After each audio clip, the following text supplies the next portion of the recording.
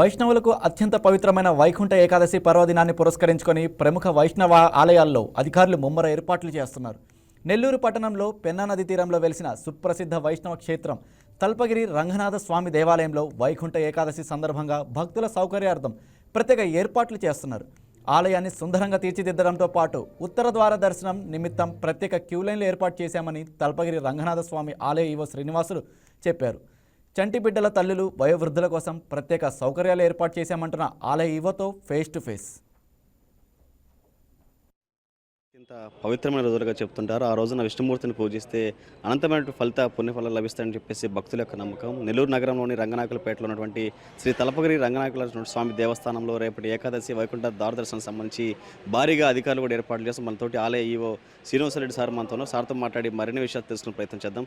Sir నమస్తే. రేపటి యొక్క వైకుంఠ ద్వారదర్శనం ఏకాదశి సంబంధించినటువంటి ప్రత్యేకత ఏంటి? రేపటి రోజున దేవస్థానంలో ఎలాంటి పూజా కార్యక్రమం నిర్వహిస్తున్నారు సార్? ఈ సంవత్సరం వైకుంఠ ఏకాదశి మంగళవారం అంటే 30వ తారీఖున స్వామివారికి విశేషంగా జరుగుతుంది. వైకుంఠ ద్వార దర్శనం అనేది రంగనాథుడికి చాలా ముఖ్యమైన పండుగ ఇది. ఈ పండుగకి దాదాపు 30 నుంచి 35 వేల మంది భక్తులు వస్తారని మేము అంచనా వేయటం జరిగింది. ఆ భక్తుల రద్దీకి తగ్గట్టుగా క్యూ లైన్లు కానీ మిగిలిన ఇతర ఏర్పాట్లన్నీ కూడా దాదాపు పూర్తిగా వచ్చేసినాయి. భక్తులకి ఎటువంటి ఇబ్బంది లేకుండా ప్రశాంతంగా దర్శనం చేసుకునే దానికి అన్ని ఏర్పాట్లు చేయడం జరిగింది.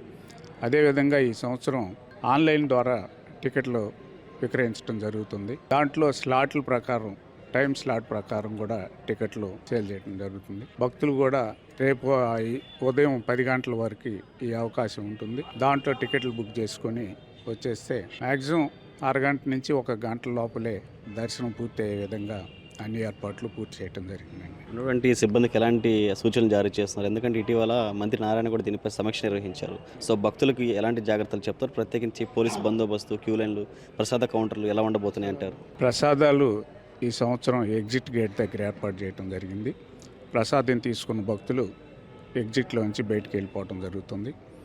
అలాగే ఈ సంవత్సరం ప్రత్యేకంగా స్వామివారికి పుష్పాలంకరణ విశేషంగా చేయడం జరుగుతుంది. అలాగే వచ్చే భక్తులందరికీ కూడా మరీ ముఖ్యంగా తెలియజేసేది ఏంటంటే తొందరపడి నెట్టుకోవాల్సినంత అవసరం అయితే ఏం లేదు. లాస్ట్ భక్తుడు దర్శనం చేసుకునే వరకు కూడా స్వామివారి దర్శనం కొనసాగిద్ది. కాబట్టి ఎటువంటి ఆందోళన లేకుండా భక్తులు ప్రశాంతంగా దర్శనం చేసుకోవాలి. ఎక్కడ క్యూ లైన్లో నెట్టుకోవటం కానీ లేదు పరిగెత్తటం కానీ ఇట్లాంటివి చేయొద్దని మనవి చేస్తున్నాం. దైవ కార్యక్రమాలు ఇంకా ఈ రేపటి రోజున ఎలాంటి ఇక్కడ భక్తులు పూజా కార్యక్రమం నిర్వహించే అవకాశం ఉంది? ఎందుకంటే రేపటి రోజు చాలా ప్రత్యేకమని చెప్పేసి చెప్తున్నారు. ఎలా ఉంటుందంటారు సార్? రేపు ప్రత్యేకంగా ధనుర్మాసం గోష్ఠి జరుగుతుంది. ఆ గోష్ఠి భక్తుల రద్దీని దృష్టిలో పెట్టుకొని ఏకాంతంగా నిర్వహించడం జరుగుతుంది. దానికి భక్తులను ఎవరిని కూడా అనుమతి లేదు. అలాగే ఉదయం ద్వారదర్శనానికి కూడా ఉభయకర్తలకు తప్ప మిగిలిన భక్తులకు ఎవరికి ప్రవేశం లేదు. అలాగే సామాన్య అన్ని క్యూ లైన్లు కూడా ఉదయం 4:30 నుంచి మొదలవుతాయి. మొదలైన క్యూ లైన్లు మధ్యలో ఎటువంటి ఆటంకం లేకుండా నైట్ 11 గంటల వరకు లాస్ట్ భక్తుడు దర్శనం చేసుకునే వరకు కూడా స్వామివారి దర్శనం కొనసాగుతుంది. రాజకీయ ప్రముఖులు అంటే మంత్రులు కావచ్చు, ఎంపీ గారు కానీ ఇతర ఎమ్మెల్యేలు కూడా ఎవరైనా దర్శనానికి వచ్చే అవకాశం ఉందా? వారికి ఏమైనా ప్రత్యేక ఏర్పాట్లు ఏమైనా చేస్తున్నారు? ప్రత్యేక ఏర్పాట్లు అంటూ ఏముండవండి. ఒక ప్రోటోకాల్ దర్శనాలు ఏదన్నా ఉంటే ఒక లైను దానికి ఏర్పాటు చేయటం జరుగుతుంది. దానికి ముందుగానే ఎటువంటి సమాచారం ఇప్పటి వరకు అయితే లేదు.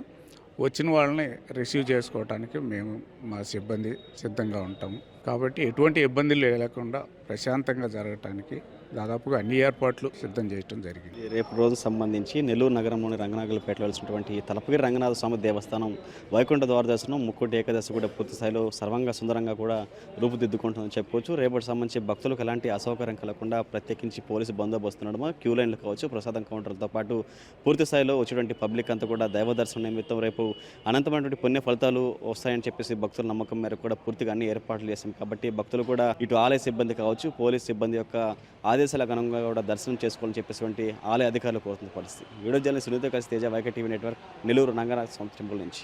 హాయ్ వ్యూయర్స్, ఈ వీడియో మీకు నచ్చినట్లయితే లైక్ కొట్టి షేర్ చేసి వైకే టీవీని సబ్స్క్రైబ్ చేసుకోండి.